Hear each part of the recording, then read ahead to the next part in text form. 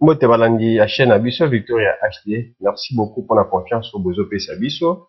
Ba oyo balandi biso pona mbala liboso na kosenga bino bo s'abonner na chaîne Abisso. Bon mesano.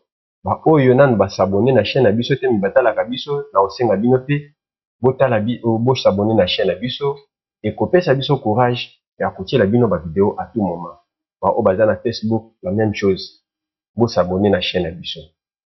Bandeko, émission na biso eza consacré mokolo lelo na élection ya président ya Assemblée nationale na primaire. Au moment où nous dormons, nous sommes en train de gonfler ba ini ya Congo, banguna ya Congo, baza na kati ya koluka.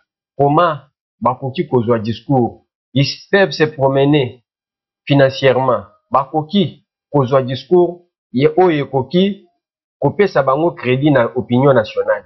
Tellement que opinion peuple congolais pour le moment azo soutenir combat ya président de la République. Bango bazo linga bango te, bazo luka quel discours tenir, convaincre la population. Po balinga bango bamona ndenge ya kosala. Raison pour laquelle bomoni titre ya émission na biso tokomi Tshisekedi a sauté le piège de l'ennemi. Bandeko, vous savez que l'Assemblée nationale, après les élections, il faut Makamounio se vendre. Il y a une nomination, il y a Premier ministre. Et ça, bah, étape au Isoleka. Mais il faut bureau et Assemblée nationale et vendre. Je vais expliquer. Bureau Assemblée nationale et vendre à Kandeni. Après les élections, bah, député, bah, outa, la province, il y a ceux qui viennent, bah, outa. L'intérieur, bah, ils vont se retrouver, les 500 députés vont se retrouver au niveau de l'hémicycle. Bakoki kosala neti, basala neti, qui confiant pour la commission bureau de l'Assemblée nationale. Bureau national, makamunyoso, eza réglé na constitution. Après tant bazo kuta na plénière à liboso, bako désigné te o kingani kendo o diriger bisoté. Constitution et lobby boy. Ce qui bakutani, bakozwa président, bakozwa nani ya kamba bureau ya Assemblée nationale, bakozala batu misatu. Batu misatu wana toza na président provisoire, questeur na rapporteur. Na bango misatu bakozwa oyo aza mukolo kolika bango nyonso na mbula. Nde muto akozala président. Bakozwa mibale o balandi bana oyo baza bana mike na bango nyonso. Nde bakozala balandi na ye mibale. C'est comme ça que le bureau d'âge est composé. Na actuelle législature, na oileka kyana. Muto akamba bureau, c'était le président Mbosso. Oyende muto aza mukolo koleka bango nyonso. Nde muto akamba bureau wana. Raison pour laquelle afandaki place wana. Tangu Janine Mabunda koya na législature passée ayaki kozonga ti asilisi mandat na ye. Pour cette législature, kaka yende muto aza mukolo koleka bango nyonso. Nde muto avandi place wana. Kovanda na ye, il fallait que sa mission ya bureau provisoire ezanini ou bien bureau d'âge ezanini. Ndenge babenga kango. Bureau d'âge eza na deux missions. Mission à liboso eza ya kosala règlement d'ordre de l'intérieur. Règlement d'ordre de l'intérieur eza règlement mibeko oyo ekokamba ba député bango moko na kati ya Assemblée nationale. Ndenge basiéja kwana. Soki basali règlement d'ordre de l'intérieur, bakosala lisusu et le bakosalisa élection ya bureau définitif oyo bafandaka liboso wana. Nde musala ya bureau d'âge ya batu misatu wana. Nous sommes arrivés basilisi règlement d'ordre de l'intérieur, batindaki yango ndo moni temps oyo eliaka biso po tokoma na kati ya élection ya bureau définitif. Il faut kokoma mibe kosala commission na kati ya commission na bango nde bakokoma règlement d'ordre de l'intérieur wana. Soki basilisi kokoma bazui règlement d'ordre de l'intérieur wana batiango na bureau d'âge ekobenga plénière. Plénière bakobanda tanga règlement moko na moko basali oyo bengi amendement. Amendement eza nini? Eza ke ba député bakobanda batangi article basilisi député o amoni ke azani loko kobakisa to kolongola na article wana aya pesi bakomi balongoli na kati ya commission na bakomi ti ba article nyonso wana tango ekosila basilisi bazwi article nyonso wana bazwi règlement d'ordre de l'intérieur bakotiango te ke baadopte yango bango moko te mboka ekambamaka na mibeko bakozwa na banani bakambaka na bakolo mibeko eza cour constitutionnelle bakozwa règlement wana batindi yango na cour constitutionnelle ye akende otala pe ke est ce que règlement oyo ezo violer constitution règlement oyo ezo respecter constitution ntango bakotala basilisi cour constitutionnelle akozwa règlement d'ordre de l'intérieur azongiseli bango soki bango mpe bazongi mpe na plénière baadopte yango soki baadopte esili babandi koorganize élection ya bureau définitif nde eloko étape oyo toza nango. Arrivé à l'organisation des élections et bureau définitif bandeko na kati ya parlement c'est l'union sacrée qui est majoritaire bango nde balingaka baprésenter président ya bureau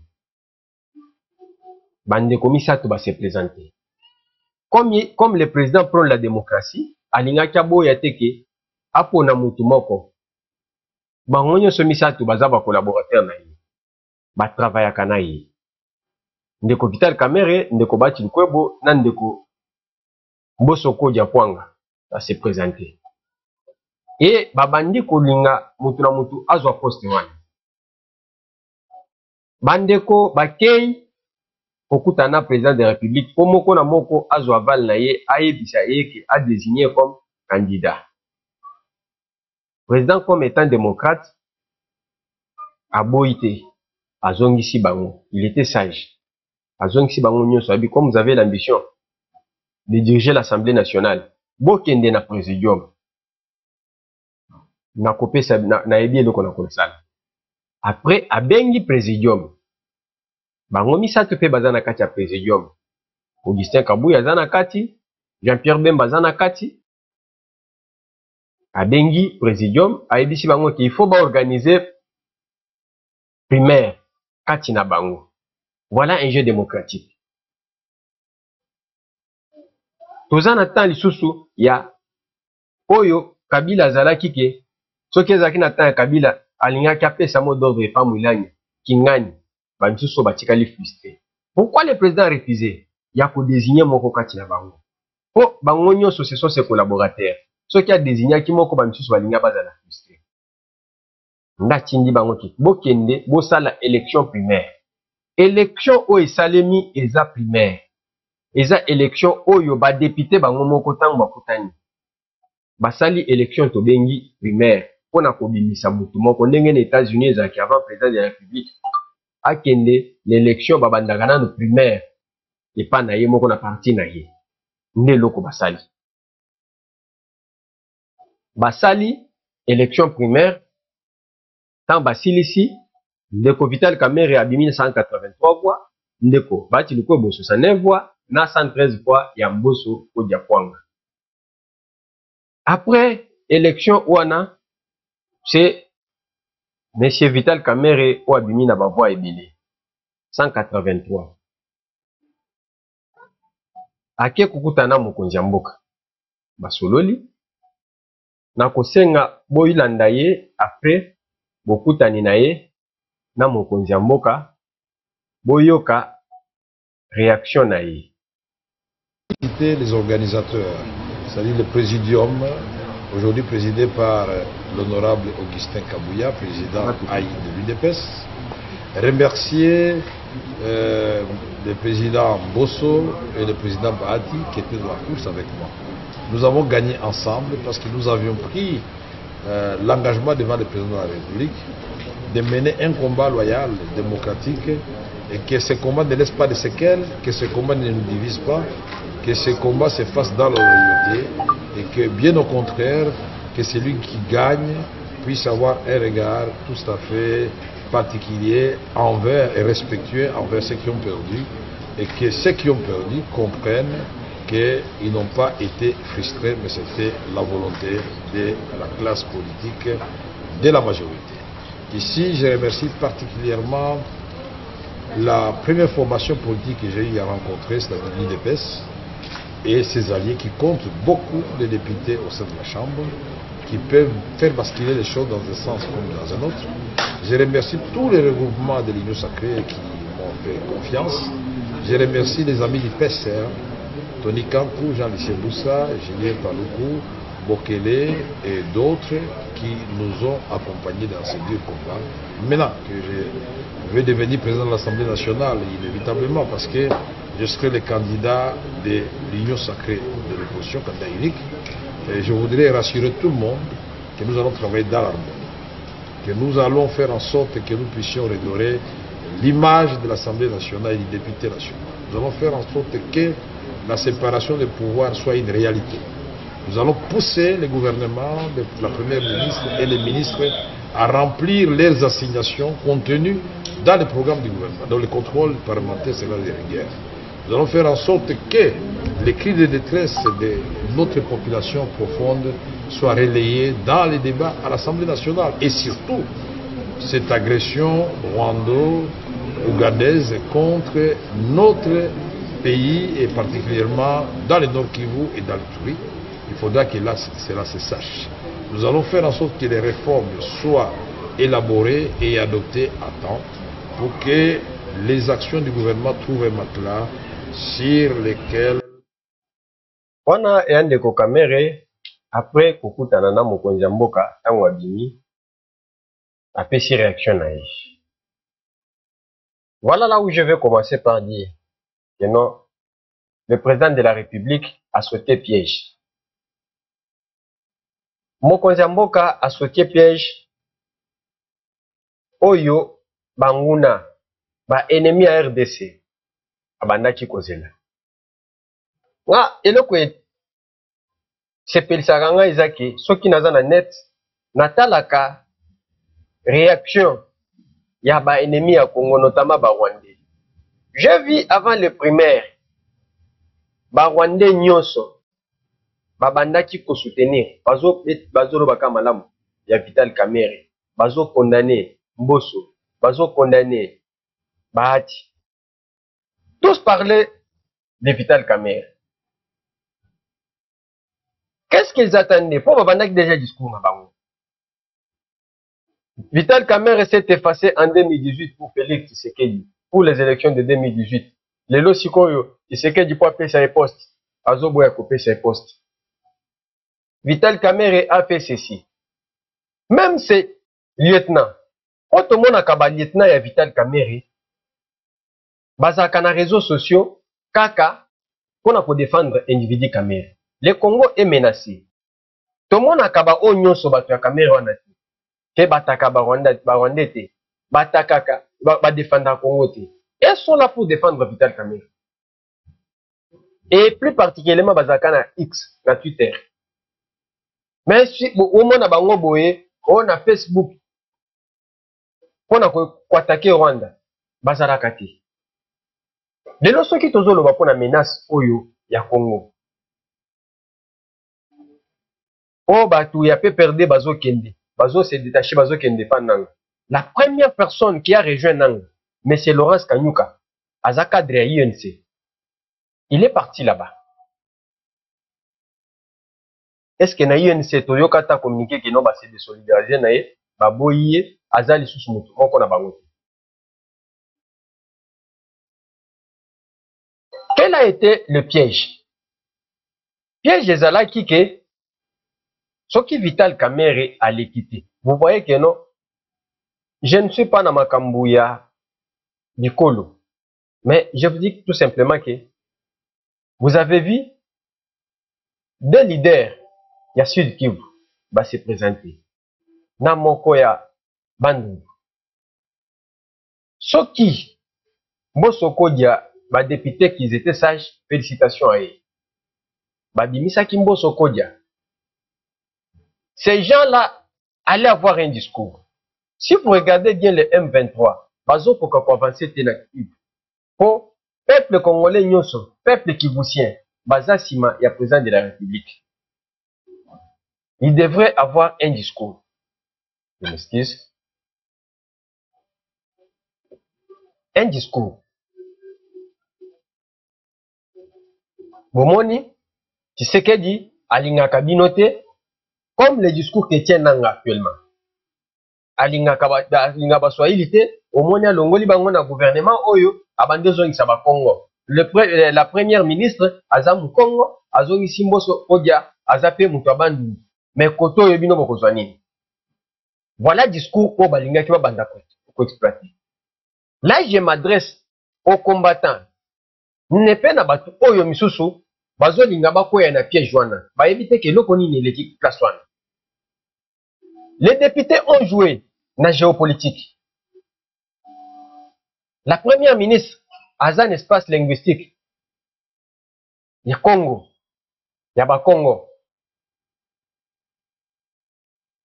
Président de l'Assemblée nationale, Vital Kamerhe, oh, le futur président de l'Assemblée nationale, pour dire que l'élection sont qui électrique.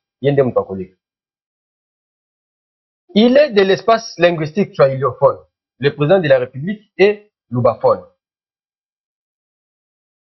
Et donc, à sauter piège wana. Piège moussous. Oyo balinga ki basal. Même si président Bahati, babimisa qui est place wana. Balinga ki, vous savez que, sans doute, Vital Kamerhe est populaire à Bukavu. Ba M23, babanda ki cause la place wana ke Vital Kamerhe, so ki a l'équité, babanda kokota, kende mpanzi à Bukavu. Vous savez que bazo tenter pour n'okende sko mpanzi à Bukavu. Comme mpanzi à Nord Kivu, bazo kokate peme, bakufi mingi. Il fallait faire quoi? Il fallait convaincre maintenant, c'est de Bukavu, que Tala, Tshisekedi a abandonné Bino, à Kekozwa, et surtout plus particulièrement, balinga ba utiliser Laurence Kanyuka. Moutoua INC waza porte-parole politique na bango. Bien que asala isusu ba communiquer na porte-parole militaire ou lingoma basala communiquer mikolo. Il fallait les utiliser. Balinga ba utiliser Laurence Kanyuka akende kuna. Akende ko convaincre bato Bukavu.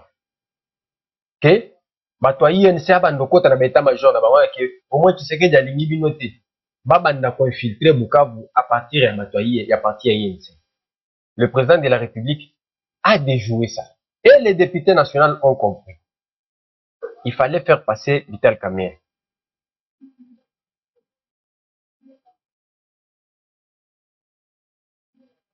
Je crois que pour le moment,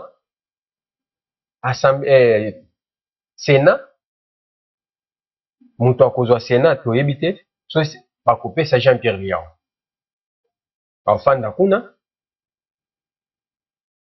comme président du Sénat, un espace linguistique, il y a Bangala, Lingalaphone.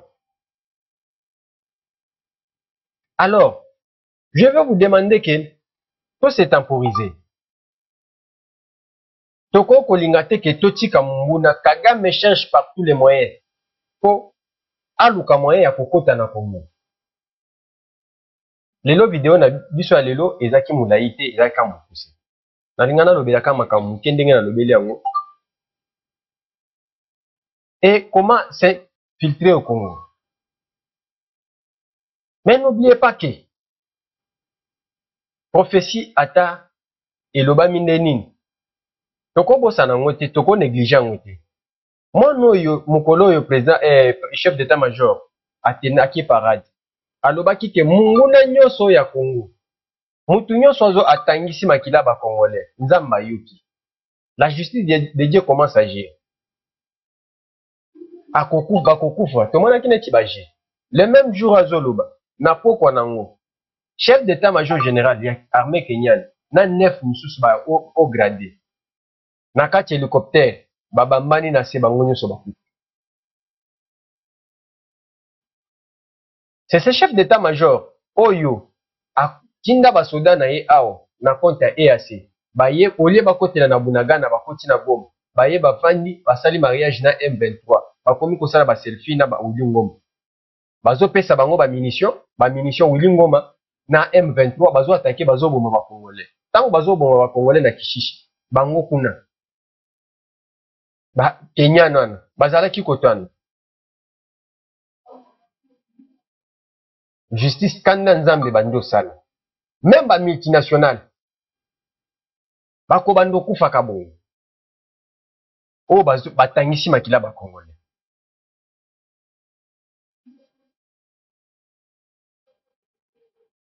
Joe Biden, yo wana mayele komi obunga. Chers amis, je vais vous demander tout simplement de vous abonner à notre chaîne et de partager nos émissions, sans oublier de liker l'émission pour algorithme Abisso et Mat. Le fait que j'avais à partager avec vous ce soir, Yawana.